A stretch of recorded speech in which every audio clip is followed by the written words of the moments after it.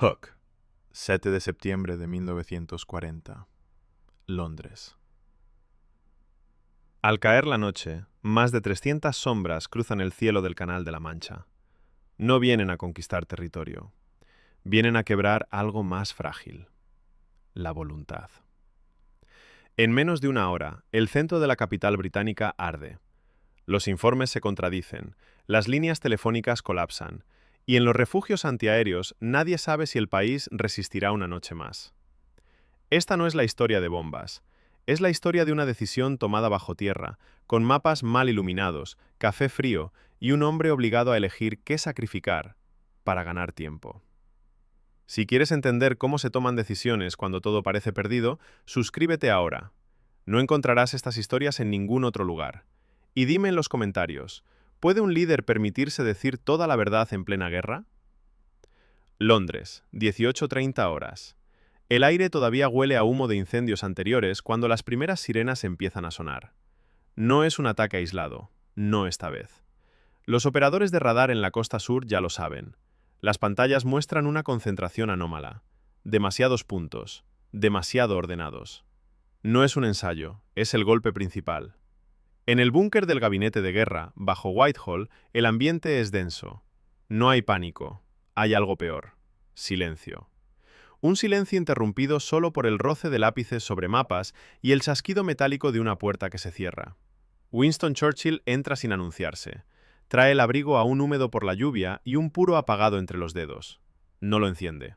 Todavía no. ¿Confirmado que es Londres? Nadie responde de inmediato. El retraso es mínimo, pero suficiente. Finalmente, un oficial de la RAF asiente.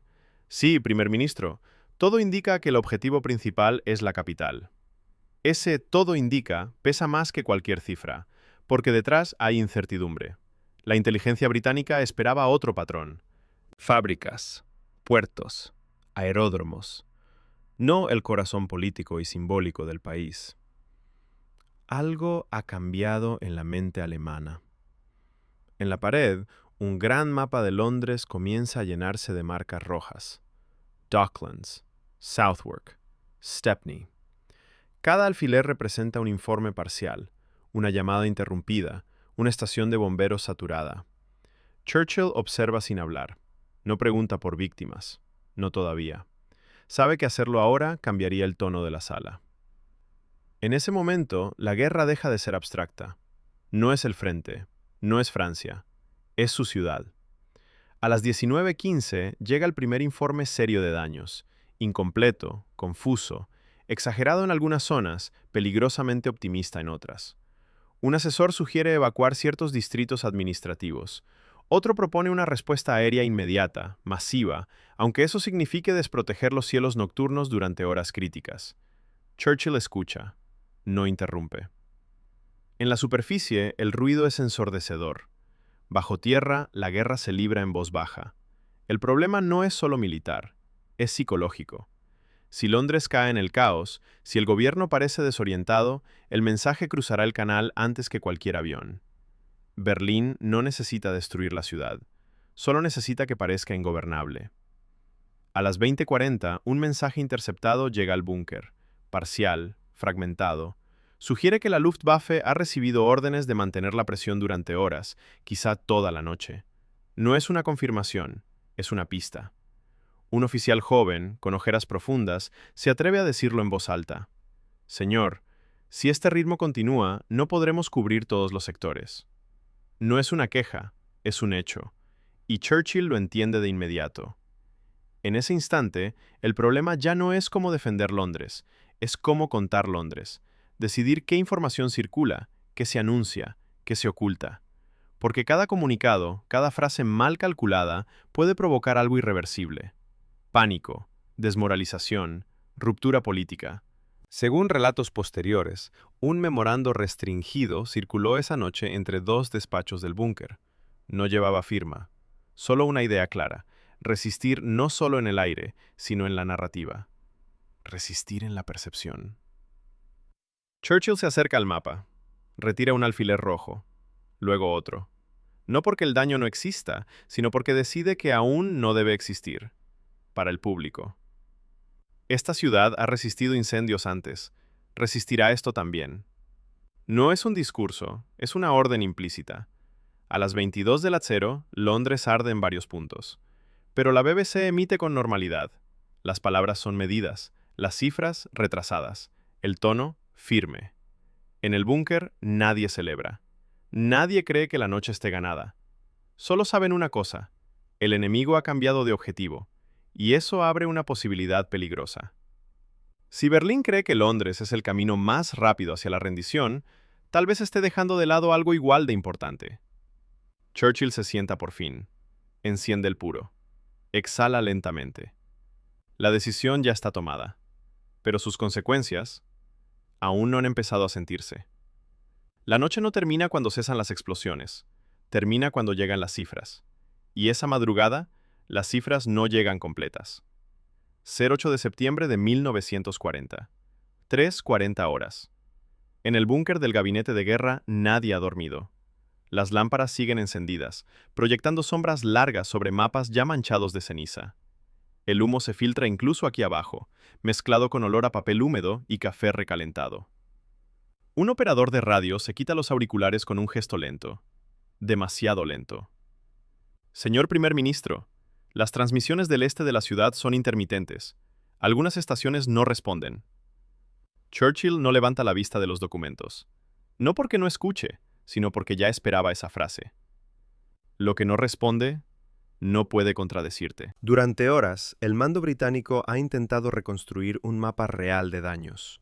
No uno simbólico, no uno político, uno operativo. Pero Londres es demasiado grande, y la noche ha sido demasiado larga. A las 4:10 llega un informe preliminar del Ministerio del Interior. Daños severos en zonas residenciales, infraestructura ferroviaria afectada, hospitales funcionando al límite. Nada inesperado. Lo inesperado es lo que falta.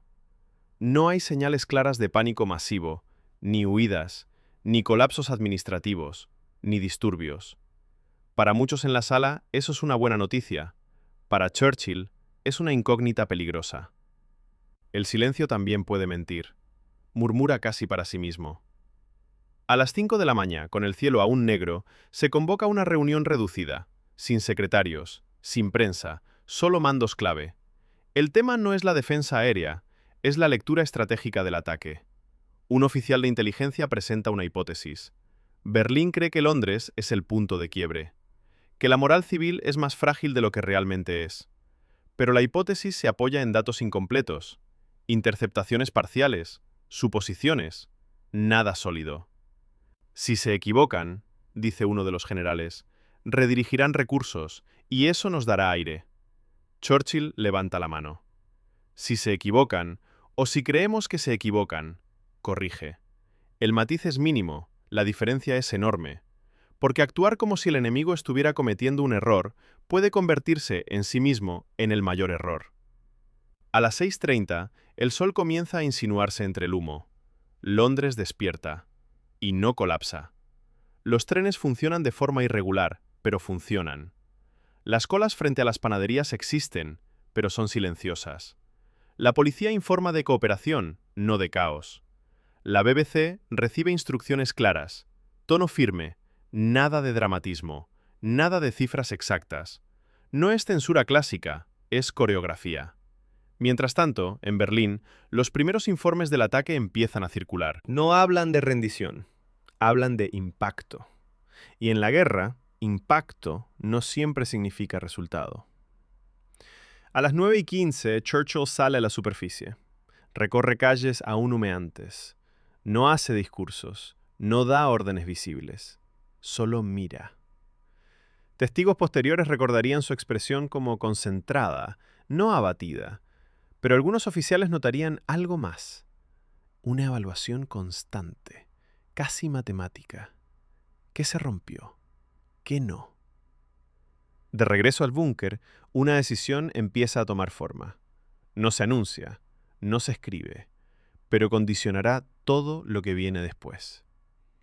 No reforzar Londres más allá de lo estrictamente necesario. Mantener reservas móviles. No mostrar desesperación. Es una apuesta silenciosa, Si Berlín cree que Londres resiste sin esfuerzo extremo, quizá mantenga el rumbo. Si cambia de estrategia, el tiempo ganado será vital. Es en ese punto donde la guerra deja de ser reactiva y se convierte en una partida de lectura mutua. Al caer la tarde, nuevas formaciones alemanas cruzan el canal. El patrón se repite, pero algo es distinto. La intensidad no aumenta, se mantiene. Y eso, para un estratega atento, es una señal inquietante. Porque solo hay dos razones para mantener el ritmo. O no puedes intensificarlo, o crees que no hace falta. Churchill observa el mapa, y por primera vez desde que empezó la noche anterior, duda. No de resistir, sino de si el enemigo está entendiendo exactamente lo que él quiere que entienda. Si Berlín está leyendo Londres como debilidad, entonces la verdadera batalla aún no ha comenzado. La madrugada del 9 de septiembre trae una noticia que no estaba en ningún informe oficial. No llega por radio, llega en voz baja, a través de un coronel que ha pasado la noche leyendo resúmenes de tráfico alemán. Señor, los patrones de vuelo han cambiado. No es evidente para cualquiera, pero para alguien que lleva días mirando flechas sobre mapas, lo es todo. Las formaciones siguen llegando, pero ya no buscan saturación absoluta. Buscan repetición. Repetición crea hábito. Y el hábito crea una falsa sensación de control. En el búnker, Churchill permanece de pie. Apoya una mano en la mesa, la otra sostiene el puro, ya apagado. No habla durante varios segundos. Nadie se atreve a romper ese silencio. Finalmente pregunta algo que desconcierta a todos. ¿Qué están dejando de atacar? El oficial duda. Aeródromos secundarios, depósitos al norte, algunos nudos ferroviarios. La respuesta cae como una losa, porque esos objetivos no son simbólicos, son operativos. Si Alemania deja de atacarlos, es porque cree que ya no los necesita neutralizar. Eso solo puede significar una cosa. Berlín cree que la campaña está entrando en su fase final. No la militar, la psicológica. Ese es el primer gran error alemán, y Churchill lo entiende antes que nadie en la sala. Pero entenderlo no equivale a celebrarlo, porque si el enemigo cree que está cerca de la victoria, hará todo lo posible por confirmarla. A las 11:20 llega un mensaje cifrado desde una embajada neutral. No es un informe oficial, es una impresión. En círculos diplomáticos se comenta que Londres no resistirá otro mes. No es una amenaza, es un rumor. Pero los rumores, en guerra, son armas. Churchill ordena algo que sorprende incluso a sus aliados más cercanos. No intensificar la propaganda, no exagerar la resistencia. Simplemente, continuar. Continuar como si nada extraordinario estuviera ocurriendo. Es una estrategia peligrosa, porque no busca convencer al pueblo británico, busca engañar al enemigo. Y engañar a un adversario decidido es jugar con fuego. Esa noche, los bombardeos continúan, menos densos, más selectivos. En algunos barrios, la gente empieza a predecirlos. ¿Vendrán a esta hora? ¿Golpearán más allá del río? Eso, para un estratega aéreo, es una señal alarmante. La previsibilidad mata el efecto. En Berlín, algunos oficiales de la Luftwaffe comienzan a expresar dudas, no sobre la capacidad de destruir Londres, sino sobre el impacto real de hacerlo. Según entrevistas posteriores, hubo discusiones internas. ¿Por qué la ciudad no colapsa? ¿Por qué el gobierno no se quiebra? La respuesta que circula es peligrosa, porque está al borde del agotamiento y no quiere admitirlo. Una interpretación cómoda y falsa. El 10 de septiembre, Churchill recibe un informe que no estaba destinado a él. Un resumen interno de evaluación de daños civiles.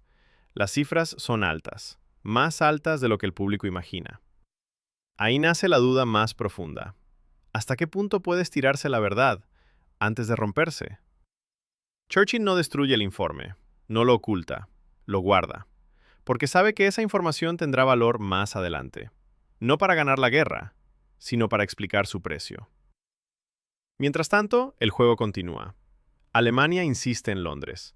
Gran Bretaña insiste en la normalidad. Y en ese equilibrio artificial, ambos bandos empiezan a creer cosas que no son ciertas. Eso es lo más peligroso que puede ocurrir en una guerra. Porque cuando las decisiones se basan en percepciones equivocadas, el próximo movimiento nunca es el esperado, y el siguiente golpe no siempre viene del cielo. El 12 de septiembre, algo se rompe en el tablero. No en Londres, en la interpretación alemana. Durante la mañana, un informe de inteligencia aérea llega a manos de Churchill. No es concluyente, no es limpio, pero tiene una frase subrayada 2 veces. Actividad civil sostenida, tráfico regular, señales de adaptación. Churchill no sonríe. Cierra los ojos durante un segundo, porque esa frase, en Berlín, se leerá de otra forma. No como resiliencia, sino como agotamiento bien organizado. Y ahí nace el segundo error alemán. Ese mismo día, los ataques se redistribuyen. Menos presión continua, más golpes calculados.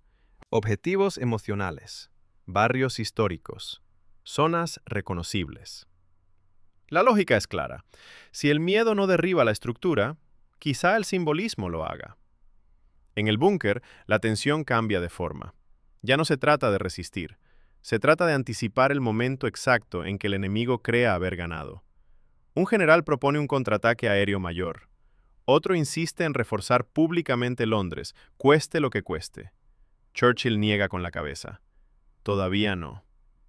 Ese todavía es clave, porque actuar ahora confirmaría la narrativa alemana. Demostraría que Londres necesita un esfuerzo desesperado para seguir en pie, y Churchill no puede permitirse eso. Según algunos oficiales, en una conversación privada, alguien preguntó, ¿y si nos equivocamos? La respuesta fue corta. Entonces pagaremos el precio, pero más tarde. Esa noche los bombardeos son intensos, pero breves, como un golpe de prueba, un test psicológico. Londres responde igual que antes, silencio funcional, rutina forzada. En Berlín, la lectura es inmediata. La ciudad se mantiene, pero a costa de algo que no puede durar. Y cuando algo no puede durar, solo hay que esperar. El 14 de septiembre llega la señal definitiva, un cambio en los horarios de ataque, una reducción en la escolta, un ajuste que solo se hace cuando se cree que el adversario está cerca del límite.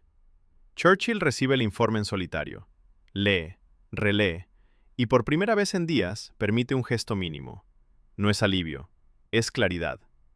Berlín ha decidido que Londres ya está derrotado. Solo falta que lo admita. Ese convencimiento alemán abre una ventana, pequeña, peligrosa, pero real. No una victoria aérea, una victoria de percepción. Churchill ordena entonces algo que llevaba días preparando en silencio. Reactivar objetivos que Alemania ha dejado de vigilar. Mover recursos donde el enemigo cree que ya no importan. No es un contraataque espectacular. Es un desplazamiento quirúrgico. En apariencia, nada cambia. En realidad, el equilibrio se inclina. En las semanas siguientes, la Luftwaffe seguirá golpeando Londres, pero ya no con la convicción del principio, ni con la precisión necesaria. Y eso, en una guerra moderna, es letal. La verdadera batalla no se ganó en el cielo, se ganó en la mente de quien creyó entender al enemigo, cuando solo estaba viendo lo que él quería mostrar. Pero el precio de esa victoria silenciosa todavía no ha sido cobrado. Y cuando lo sea, no figurará en ningún comunicado oficial. El precio empieza a revelarse a finales de septiembre, no en los cielos, en los informes internos que nunca se leen en voz alta. Hospitales saturados, turnos dobles en fábricas subterráneas, bomberos exhaustos que ya no distinguen una noche de otra. Londres sigue funcionando, pero funciona al límite. Churchill lo sabe. Cada mañana recibe 2 resúmenes, uno para el gabinete, otro, más delgado, sin adornos, destinado solo a él. Ese segundo informe no habla de moral, habla de desgaste. Según algunos oficiales, en esos días Churchill empezó a guardar papeles en una carpeta distinta, no marcada, no catalogada. No era paranoia, era memoria futura. Porque si la guerra se ganaba, alguien tendría que explicar cómo. El 30 de septiembre, Berlín ajusta de nuevo su estrategia. Menos incursiones masivas, más ataques dispersos, como si el objetivo ya no fuera quebrar, sino mantener presión mínima. Para Churchill, eso es la confirmación final. Alemania ha decidido que Londres no merece ya el esfuerzo total, y ese es el verdadero giro. No porque Londres esté vencida, sino porque Berlín cree haber ganado lo esencial. Ese error libera recursos alemanes hacia otros frentes, y al hacerlo, cambia el curso de la guerra. En el búnker, la atmósfera se transforma. No hay celebraciones. Hay algo más peligroso. Sensación de control. Churchill convoca una última reunión nocturna. No para planear ataques, sino para fijar una postura. No hablaremos de victoria, dice. Tampoco de sacrificio. Hablaremos de continuidad. Porque admitir el costo ahora rompería la ilusión que ha funcionado. Esa es la paradoja final. La estrategia que salvó a Gran Bretaña no podía ser explicada mientras aún era necesaria. Años después, en entrevistas fragmentarias, algunos miembros del gabinete admitirían que nunca supieron cuánto sabía realmente Churchill en esos días, ni cuánto decidió callar. No por engañar al pueblo, sino para engañar al enemigo, un poco más. El Blitz continuará. Las bombas seguirán cayendo, pero el momento decisivo ya ha pasado. No con una explosión, sino con una interpretación equivocada. Y esa fue la victoria más silenciosa de todas. El 1 de octubre de 1940, Londres despierta bajo una lluvia fina. No hay sirenas esa mañana, no hay explosiones, solo el sonido de pasos cansados sobre calles húmedas. En el búnker, Churchill recibe el informe diario. Es breve, demasiado breve. La Luftwaffe ha reducido la intensidad nocturna. Los vuelos siguen, pero ya no buscan quebrar, solo recordar que están ahí. Ese cambio lo dice todo. Porque las guerras no terminan cuando cesa el fuego. Terminan cuando uno de los bandos deja de creer que puede forzar el desenlace. Churchill apoya el informe sobre la mesa y no dice nada durante varios segundos. Luego, muy despacio, se quita las gafas. Entonces, hemos cruzado el punto, dice. Nadie pregunta qué punto. Todos lo entienden. El momento en el que Alemania decidió que Londres ya estaba suficientemente dañada. El momento en el que dejó de apostar todo. Y al hacerlo, perdió la iniciativa. No hubo una gran orden. No hubo un anuncio histórico. No hubo una noche decisiva que pudiera señalarse en los libros. Solo una suma de decisiones pequeñas. Retrasos. Silencios. Mensajes cuidadosamente incompletos. Eso fue lo que sostuvo a Gran Bretaña. Años después, historiadores discutirían cifras, rutas aéreas, capacidades industriales, pero algunos veteranos del Estado Mayor insistieron en otra cosa, que la guerra se ganó el día en que Berlín creyó entender Londres, y se equivocó. Churchill nunca habló abiertamente de ese cálculo. Nunca explicó hasta dónde estaba dispuesto a llegar, ni cuántas verdades dejó sin decir. Quizá porque entendía algo fundamental sobre el poder. Que un líder no siempre gana tomando la decisión correcta. A veces gana, logrando que el enemigo crea que ya ha ganado. Ese fue el verdadero punto de inflexión. No una victoria aérea. No un discurso. Una percepción mal leída. Londres siguió en pie. No intacta, no indemne, pero gobernable. Y eso era todo lo que hacía falta. Si quieres escuchar más historias donde una sola decisión cambia el curso de la guerra, suscríbete al canal. No encontrarás estas historias en ningún otro lugar. Y dime en los comentarios, ¿crees que Churchill salvó a Londres? ¿O solo ganó tiempo a cualquier precio?